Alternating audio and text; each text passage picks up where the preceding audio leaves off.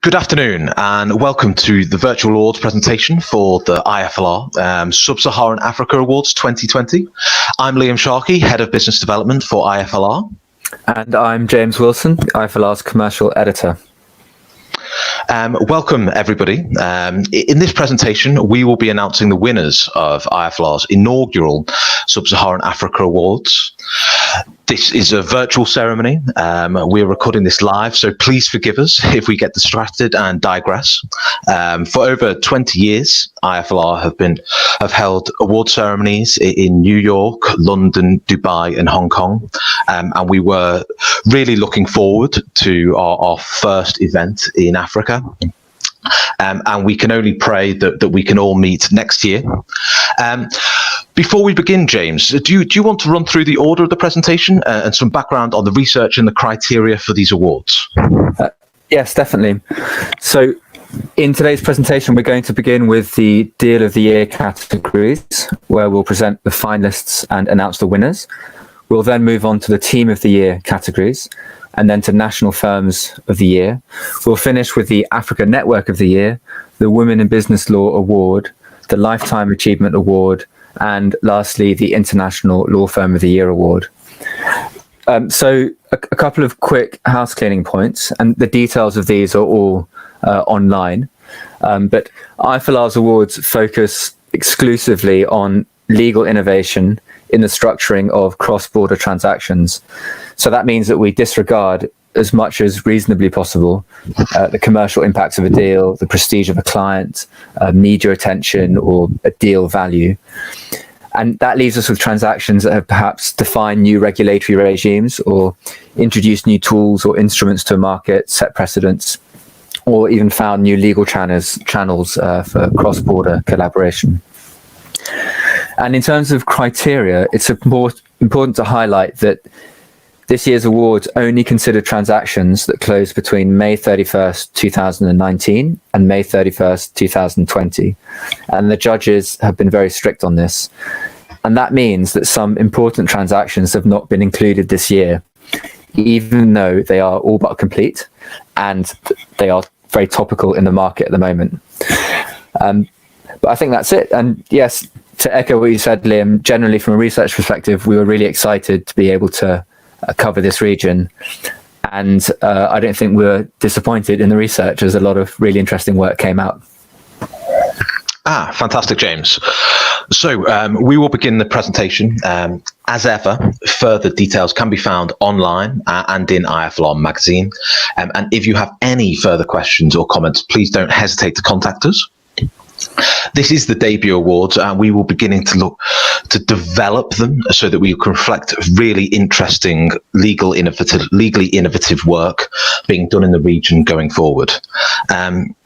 And then a final word from the research team, both at IFLR and IFLR 1000, that everyone shortlisted deserves recognition. It was a very highly competitive process with a lot of interesting work in very different markets across the continent being considered. So without further ado, the first category is for Deal of the Year, and we begin with capital markets. James, what do we have on the shortlist, and what's this year's winning deal? Okay, so we have a broad range of debt and equity linked and equity transactions from across the region on the shortlist. The key criteria here is that the issuer needs to be based in the region, or in the case of an IPO, that the listing needs to happen on an exchange in the region. And each of these shortlisted deals here were benchmarks in their markets, and some of them, such as the 91 IPO, really hit new levels of sort of legal complexity in putting it together.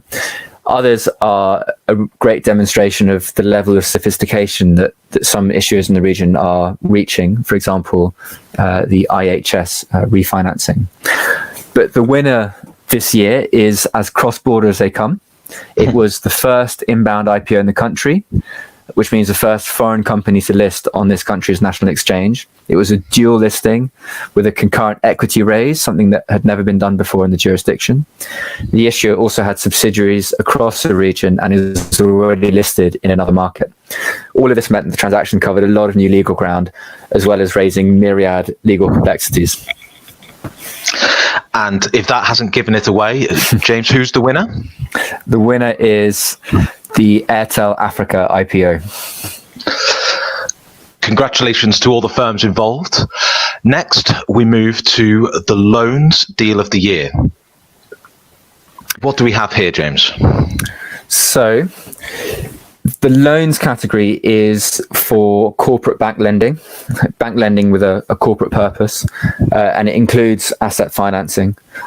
This year's shortlist is dominated by, I think, South African and Nigerian transactions, but there's a broad range of deal types, and I think the panel struggled to isolate a winner. But the winning deal is another landmark. It's also a positive development, being a high-value loan outside of the oil and gas sector or project sectors. The borrower is an investment-grade institution, one of only two in this region. And in the financing, it managed to break into an entirely new pool of bank lenders, and this required a big learning curve. The borrower also retained flexibility to on-lend easily according to its own agenda, so it sets an important precedent. And the winner is? The winner is the Africa Finance Corporation Samurai loan. Fantastic. Congratulations to all those involved. Our next category is for M&A. So what's so interesting about the region is just the sheer variety of deals that we saw. So, there's a big privatization of Togocom, private equity deals, a first of a kind acquisition in Rwanda of I&M Bank, a fintech deal in Nigeria, 2 transactions in South Africa that had really important takeaways for the market. But the winning deal this year again spanned many jurisdictions. The target business in this case had businesses in 5 countries. The deal had to cover a lot of untested legal ground, especially in respect of competition regulations. The buyer in the transaction is a listed US company, so the deal had to work with US SEC regime rules, while also requiring a lot of heavy lifting locally. Fantastic, James. And who is the winner? The winner is American Tower Corporation, Eaton Towers Africa. Once again, congratulations to all those involved. Our next category is project finance for energy, infrastructure and natural resources. So this is one of these categories where there are quite a number of mega projects in the region with financings on the cusp of closing. We expected to see a lot of LNG and mining projects, and they are there. But what was interesting was to see what else was coming up and how that was being financed.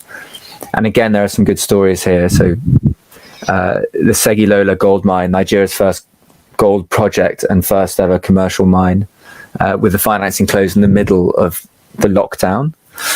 The Indorama port project is another good success story locally, with an interesting approach to financing projects. Okay, fantastic. And the winner is?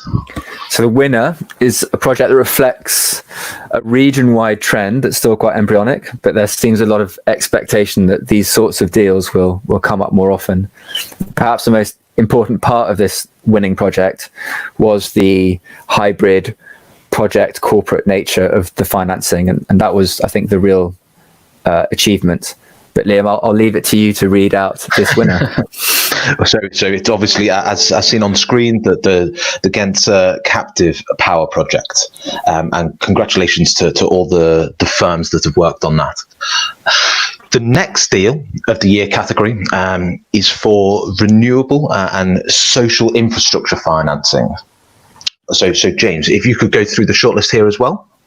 Yes, certainly. So we have 6 projects on this shortlist, and I think there's work that can be called pioneering on this shortlist, especially in finding ways of financing first of their kind renewable projects in new jurisdictions.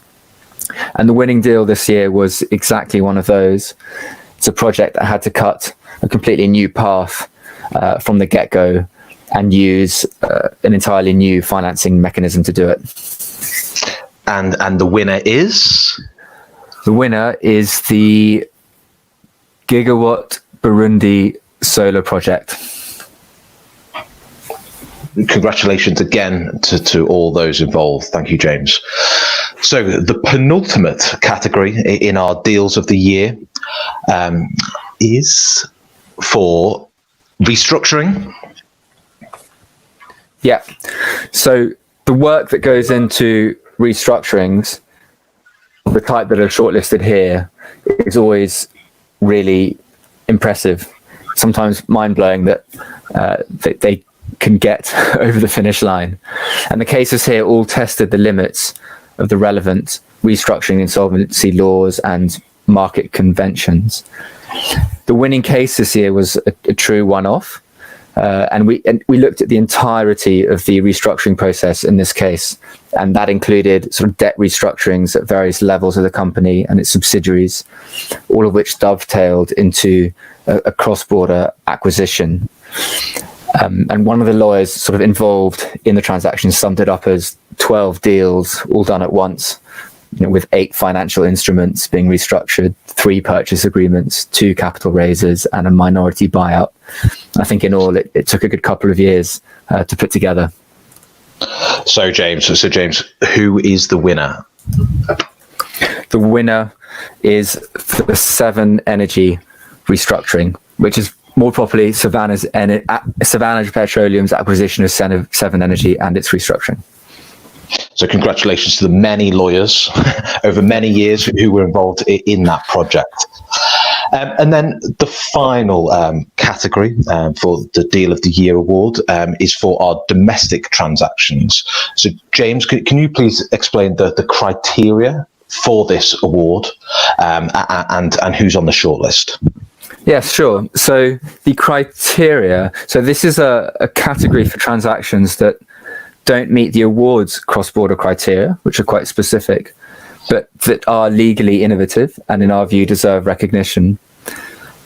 It's an interesting shortlist. The deals here range in terms of value from a $19,000 IPO in Zambia to a $4.2 billion merger across East Africa. And I think that shows that we are looking at innovation rather than the ticket, the size of the deal. There was one big theme last year in Nigeria, the creation of a new competition regulator. And that was a big source of innovative transactions in that jurisdiction. But the winner in this category, in the end, I don't think will surprise too many. It's a very complex bank merger, completely giving it away now. It broke new legal ground in Tanzania and had a vast array of cross-border issues to deal with, despite it being a Kenyan deal in the sense that it's a Kenyan buyer and a Kenyan target. And so the winner is? The winner is Commercial Bank of Africa and NIC Bank. Congratulations to all firms and lawyers involved in all of those winning deals. So we move on to the next section of the award ceremony, which is looking at the teams of the year. So James, if you could give an overview of what we mean by that, and begin with the capital markets teams of the year. Okay, yes. So in the capital markets category, our first team award, the winning team this year worked on 4 of the shortlisted transactions and had the lead roles, or one of the lead roles, on the winning deal. The team was primarily dominant on the equity side, but as we mentioned, capital markets includes the debt world as well. But on this equity side, it demonstrated a capacity for working across the region on groundbreaking and complex deals. Liam, do you want to read out this winner? Certainly. So the Capital Markets Team of the Year is Linklaters. Good. Big congratulations to the team at Linklaters. So next we have the Loans Team of the Year. James? Yes. So this was quite a difficult category to pick a winner.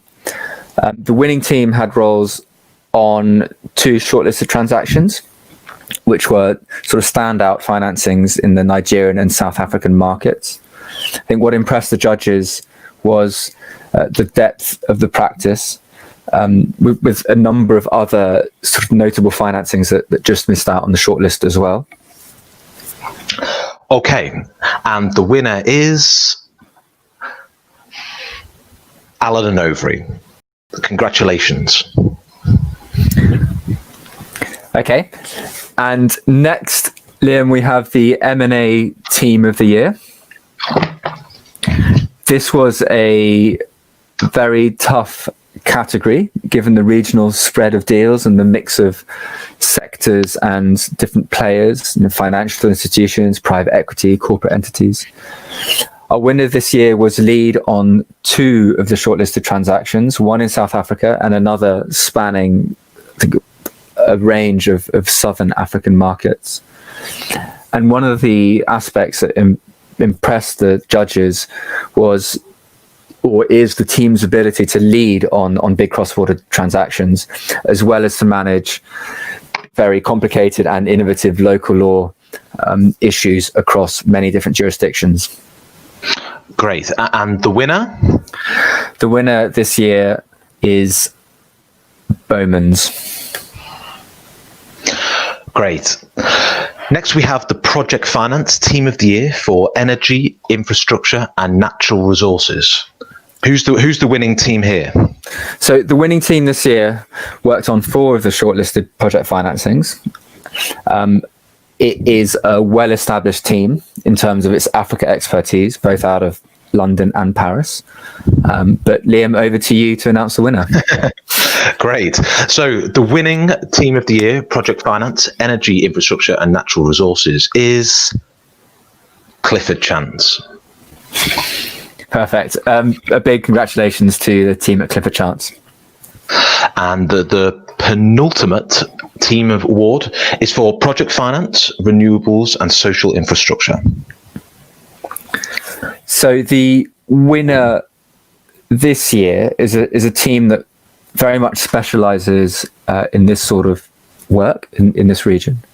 The team again led on 2 of the shortlisted deals, as well as the winning deal this year. And beyond that, it has been playing a pivotal role in developing lots of new financing structures for these sorts of projects. So the winner this year is Trinity International. Fantastic. And over to our final Team of the Year category for Restructuring.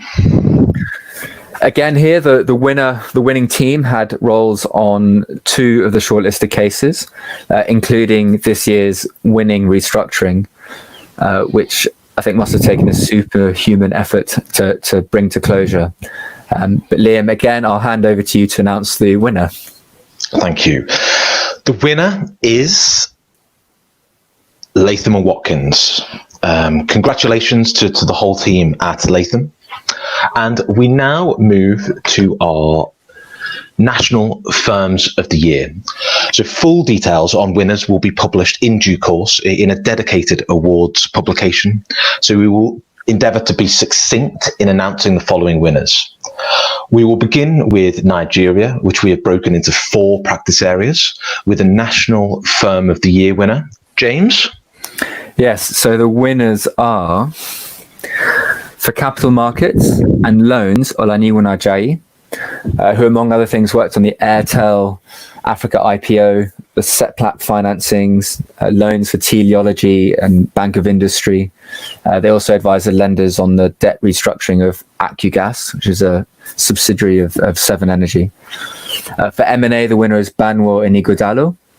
Key roles advising Savannah Petroleum on its acquisition of Seven Energy, also on the Dangote Flour Mills acquisition by Crown Flour, and on the Interswitch deal with Visa. And for projects, the winning team is Aluko Noyebode, who among other things worked on the Segilola gold mine. And the overall winner this year is Olaniwo Ajayi. Congratulations to all those firms. We now move to South Africa. Yes, so in South Africa, the winners are ENS Africa for capital markets and project financing. I think it's worth here flagging the enormous effort the team there made in the 91 IPO. Weber Wenzel wins the Loans Firm of the Year. And to name just some of their work, they worked on the financing of Milko's acquisition of Clover, the Mining Vessel 3 financing, and even away from the shortlist, there's some very innovative and interesting deals involving Triple Flag, sort of South Africa's first purely local stream financing. M&A Team of the Year is Bowman's, with an impressive role on the Pepsi Pioneer acquisition. And finally, the overall winner is ENS Africa. Congratulations. Over to the Southern and Lusophone Africa Awards. The winners here are in Angola, ALC Advogados, in Mozambique, CGA, Namibia is ENS Africa, in Zambia, it's Musa Dudia & Co., and in Zimbabwe, it's Manakori Attorneys. Liam, over to you for the East Africa and Horn of Africa jurisdictions. Thank you. And the winners here are Legal Solution Chambers, Anjawala and Kana, Mertub Lille, Case Solutions and Partners, Bowman's Tanzania, and Bowman's in Uganda, AF and Panga. And over to the final three for Ghana, Mauritius, and Ahada. The winners are Bensi Enchil, Letsa, and Ankoma in Ghana, BLC, Robert and Associates in Mauritius, and across the Ahada member states, the winner is the very experienced law firm based in Guinea, Bao and Fils. Congratulations. Now over to one of the big awards, and I presume one of the most hotly contested, the Africa Network of the Year. Obviously, over the last decade, this is an area that has completely transformed the legal market across the continent. So, James, who is the winner here? We have 6 networks on the shortlist. These are groups that have worked hard to bring themselves together under one roof over quite a number of years.